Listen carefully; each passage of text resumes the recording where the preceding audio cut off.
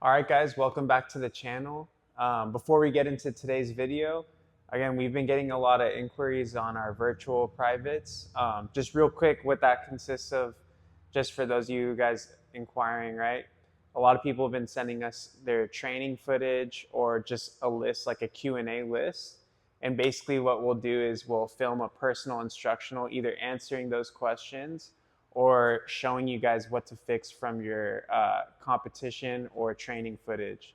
Okay, and then occasionally we can also offer a video call or a FaceTime call if you guys need to discuss that. But again, we've been getting some inquiries, so before we get into the video, just wanted to share that with you guys. But as always, today we have another very important topic. Okay, we're going to be talking about passing. Okay, and we're going to be talking about what I believe should be the foundation to everyone's passing and how we need to change our perspective over passing the guard. Okay, so let's get right into it. So the foundation to your guys' guard passing needs to be forcing half guard. Okay, now I say this, and this may be something that some of you already do, but right now, okay, there's like a majority of people when they think about guard passing, okay, at least what's common because of sport is outside passing, right? Running around the legs, okay, basically trying to run past the guard and stabilize some type of side pin, okay? Now it's important to understand that that approach of passing guard really doesn't even exist in MMA, and in nogi grappling, it's getting even more rare to see that done effectively. Why is that? Okay, if I outside pass and I do not put pressure on my partner, if Nate wanted to wrestle up, there is nothing stopping Nate from building up. Okay, now think about in an MMA fight, right? What do you guys always see from the top level grapplers, right?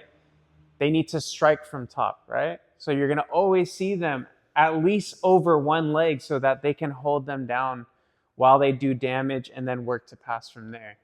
Okay, now if you guys want a universal skill set, meaning grappling skills that are going to apply to the gi, nogi, and MMA, this needs to be your number one passing approach. Okay, forcing half guard passing from there. Okay, so basically what we're saying is forcing half guard allows you to hold your partner down and pass at the same time. Okay, now when we're forcing a half guard here and we're passing, usually we're dealt with three common frames: the knee shield, okay, and two frames of the arms here. Okay, now what most people elect to do when they're dealt with these frames, boom, hop up to knee cut, or boom, arm weave. Although these techniques may work, we're not maximizing the amount of pressure, okay, on our partner. The best way to approach this, and you guys see this from athletes like Roger Gracie, Marcelo Garcia, and Gordon Ryan, is using a sprawling motion here. Okay? So when I force a half guard, I just have to get over one leg. I'm going to drop my hand, and I'm going to initiate this sprawl.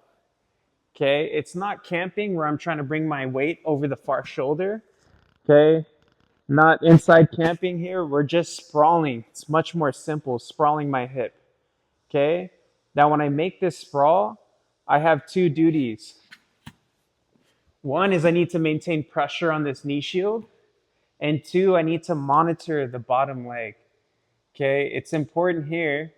What we're looking to do is clear the knee line, get to the hip, and then cover the far side here. Now it's all about closing in chest to chest.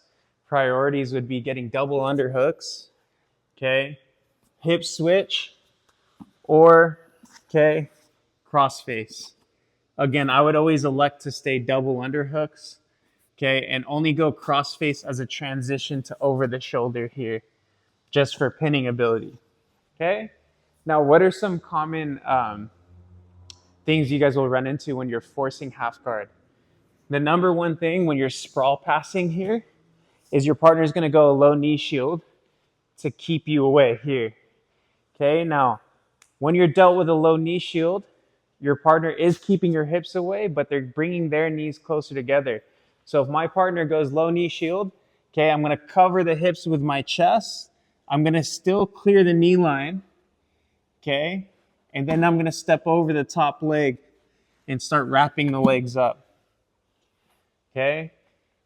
Another common issue when we're sprawl passing, maybe bottom person is trying to bring that knee through and recover the closed guard. Okay, we can deal with that a couple ways. If they have long legs and they're very flexible, okay, I can elect to use my feet to pummel and staple that bottom leg and then slide in and get chest to chest. I can also do that with the inside leg here. Look at how I use this foot to pummel, staple, and then slide in chest to chest. It's important to understand that anytime we get chest to chest, guys, we're not looking to hop to side control. That would be a waste of pin. Okay, you're always looking to use this to pass directly to mount so that you can further dominate, pin, and then submit your partner. Okay, the last one here I want to talk about. You have a really flexible guard player. Maybe their knee shield, you can't smash to the side. They're bringing the knee straight up here, and you're sprawling, the knee's high right here. Okay, what you guys can also elect to do from here is transition to over-under passes. So I'm gonna shift my shoulder, drive my head into Nate's far hip, okay, and then look to turn this into an over-under pass. Okay, now let's rotate here. Now once I drive my head here, it's all about staying low in the hip and walking Nate's legs until I have a side smash here. Okay, again, we're not looking to clear the hips because then I would waste that pin of the hips. I'm looking to get the underhook, slide through and mount. Okay, so overall, this is something I think everybody should add to their game, and they should base their passing around forcing half guard. Again, you guys want to change the mindset of passing a guard to smashing a guard, like killing a guard. Okay? It all starts with dominating the lower body, and then you dominate the upper body. No more just trying to run around the legs because you're afraid of the guard. You don't want to have a negative game where you're playing out of fear.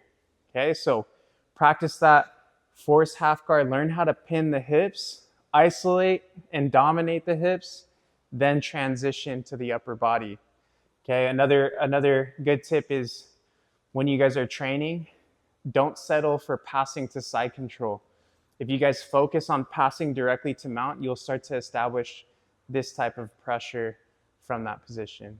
All right, guys, as always, hopefully that helps. Let us know in the comments what you guys think and try it out. Let us know how the training goes. As always, thank you guys. If you could support the channel, please like and subscribe. We'll see you guys on the next one.